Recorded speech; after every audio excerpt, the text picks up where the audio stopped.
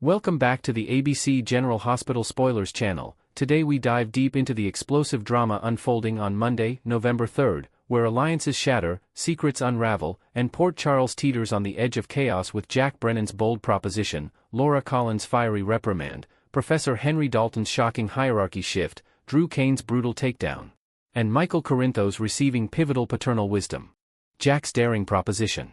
In the cozy yet tense atmosphere of Bobby's diner, Jack Brennan leans in close to Lulu Spencer, his eyes gleaming with calculated intent as he floats a provocative idea that could reshape family dynamics in Port Charles. He's suggesting a logistical tweak to make Charlotte Cassadine's visits to her imprisoned father, Valentine, far smoother and more frequent, potentially easing the emotional strain on the young girl who's already caught in the crossfire of adult vendettas. But Jack doesn't stop at mere convenience. He probes deeper, asking Lulu point-blank if her stance might soften should Valentine be relocated back to the United States, away from the iron grip of international incarceration.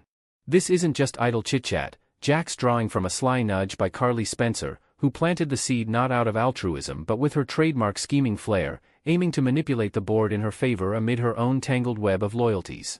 Unbeknownst to Jack, this proposition carries layers of deception that could boomerang spectacularly. He envisions Valentine's stateside return as the key to unlocking vital intelligence on Caesar Faison's enigmatic final endeavor, a project shrouded in mystery involving shadowy experiments and high-stakes betrayals that have haunted Port Charles for years. Jack pictures himself as the puppet master, trading freedom for forbidden knowledge that could bolster his covert operations. Yet, the irony bites hard. Carly and Valentine have forged an unlikely pact behind the scenes, their collaboration fueled by mutual resentment toward Jack's encroaching influence. They've whispered strategies in hidden corners, plotting to expose his overreach and dismantle his empire from within. As Lulu weighs the emotional pull of her daughter's needs against the risks of meddling with Valentine's fate, one can't help but wonder if she'll sense the undercurrents of betrayal swirling around her. Will this proposition draw her into a trap, or ignite her protective instincts to safeguard Charlotte from the fallout? The tension builds as Jack's optimism clashes with the duo's subversive agenda, promising ripples that could flood the entire Spencer Cassadine lineage with unforeseen turmoil. Laura's stern chastisement. Shifting scenes to a more private confrontation, Martin Gray finds himself on the receiving end of a blistering lecture from his half-sister, Laura Collins, whose sharp tongue and unyielding moral compass leave no room for excuses in the opulent yet strained setting of their family gathering spot. Laura, ever the voice of reason in Port Charles's whirlwind of scandals, corners Martin with a barrage of questions, her frustration palpable as she demands to know the rationale behind his baffling decision to broker the sale of the Quartermaine mansion to Drew Kane. "What possessed you to orchestrate such a disastrous move, Martin?" she snaps, her words laced with the weight of familial disappointment and the broader implications for their shared legacy. She's been clued in on the full scope of Ronnie Bard's involvement, a shady transaction that reeks of ulterior motives and threatens to destabilize the Quartermaine power structure that's defined so much of the town's elite drama. Martin's motivations run deeper than surface-level opportunism, though a dry spell in his legal practice certainly plays a role, leaving him scrambling for any high-profile case to revive his flagging career. At the heart of it all simmers a potent thirst for retribution against Tracy Quartermaine, whose past manipulations have scarred him indelibly, framing him for crimes that landed him behind bars for agonizing months, rallying his former flames into a chorus of accusations that isolated him socially, and even engineering an accident that sidelined him physically for weeks of painful recovery. Tracy's ruthless tactics, from forged documents to whispered slanders, have festered like an open wound, driving Martin to this vengeful real estate ploy as a way to chip away at her fortress. Laura's chastisement forces him to confront not just the immediate fallout but the long-term erosion of trust within their family circle. As she presses him on the ethical lapses and potential legal repercussions, Martin grapples with the seductive pull of payback versus the stabilizing force of sibling loyalty. This exchange isn't merely a scolding, it's a pivotal moment that could either mend their bond or fracture it further, especially as whispers of Quartermaine counterstrikes begin to circulate, hinting at a brewing war that engulfs innocence in its path. Dalton's unexpected new boss. Over at the hallowed halls of Port Charles University, the air crackles with academic intrigue as Jen Sidwell corners Professor Henry Dalton in a dimly lit office cluttered with blueprints and esoteric notes on groundbreaking research. Sidwell delivers the bombshell with clinical precision. Dalton's professional world is about to flip upside down with the arrival of a formidable new superior. Just as the words hang in the air, Britt Westbourne strides through the door, her presence commanding and laced with an aura of reluctant authority that Dalton could never have anticipated. Sidwell clarifies the hierarchy shift with a wry smile. Dalton won't merely collaborate with Britt anymore, he'll report directly to her, placing her enigmatic expertise at the helm of their clandestine endeavors. Britt's sudden ascension into this role unveils facets of her character long buried under layers of personal turmoil and medical secrecy.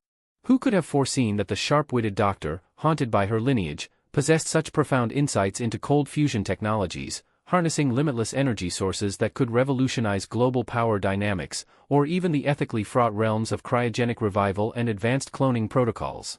These pursuits echo the mad genius of her father, the notorious Phazon, whose final project pulsed with ambitions to defy death itself, blending scientific wizardry with moral ambiguity.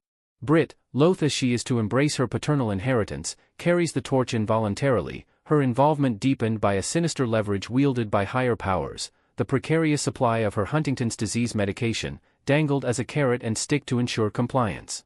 This coercion transforms her role from passive observer to active orchestrator, forcing her to navigate the ethical minefield of resurrecting the past or fabricating new lives amid university politics and external threats.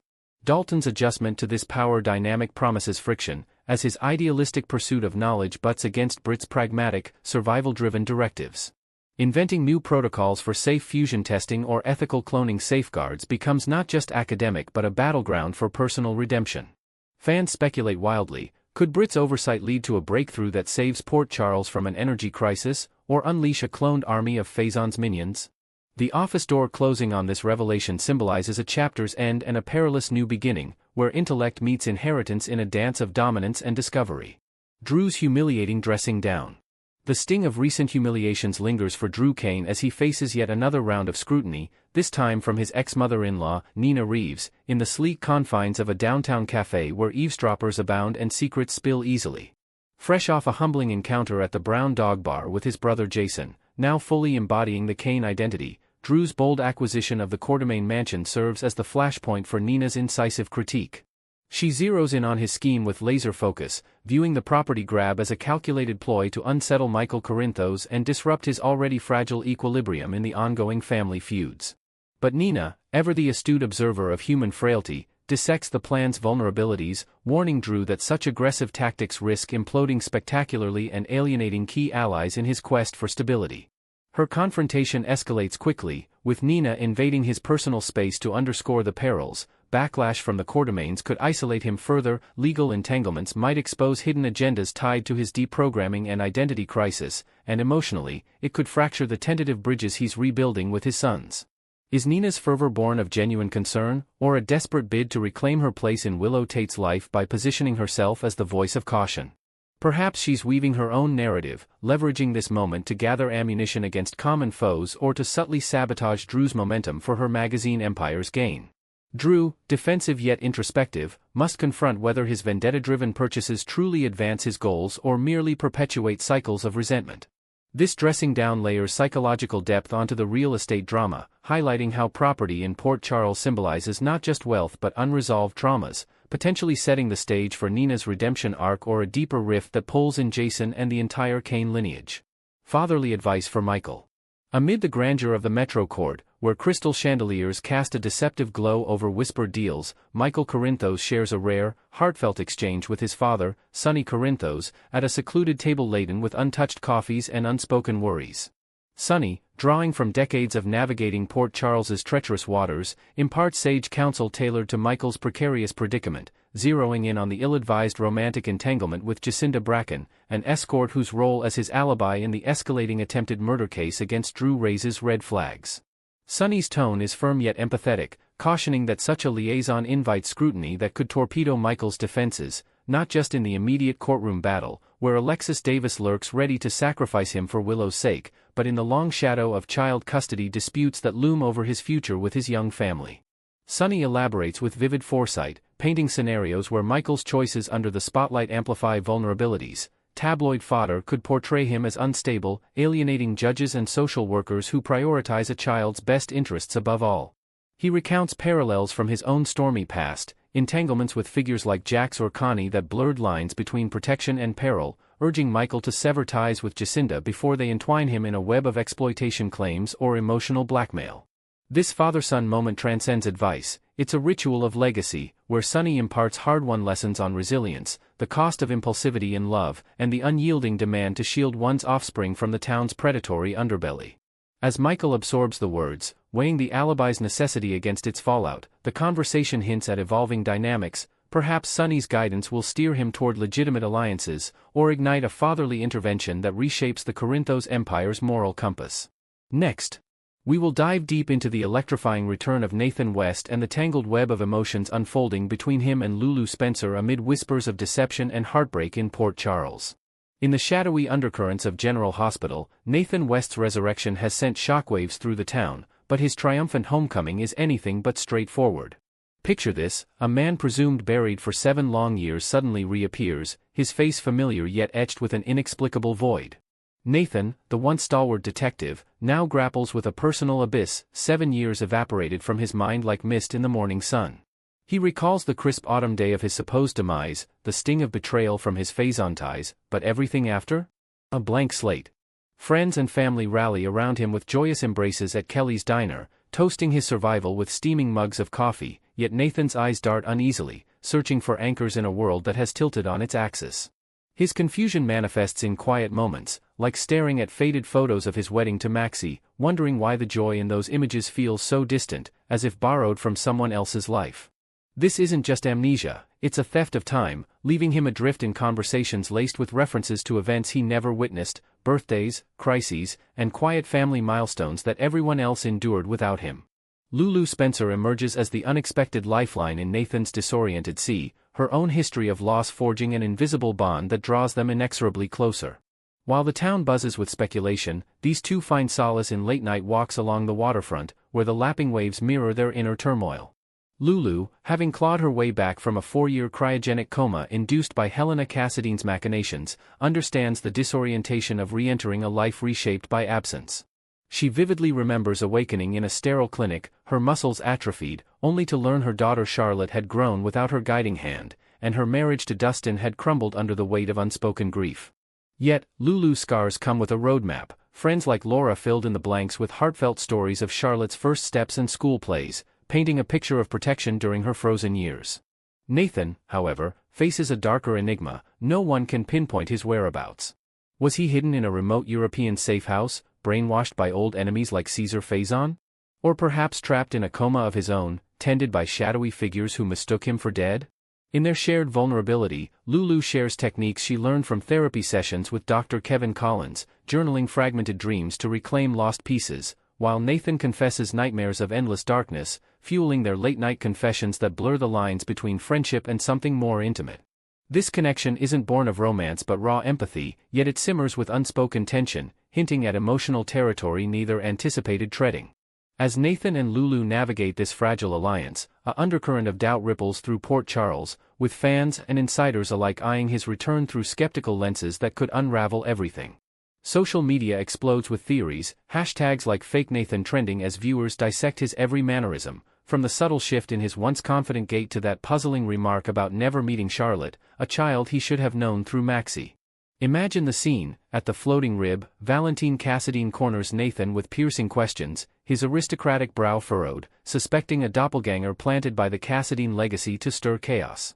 Could this imposter be a rogue agent from the WSB, engineered with plastic surgery and fabricated backstory to infiltrate the Spencer Circle? Or perhaps a vengeful relative of Liesel Albrecht, aiming to dismantle the lives Nathan once protected?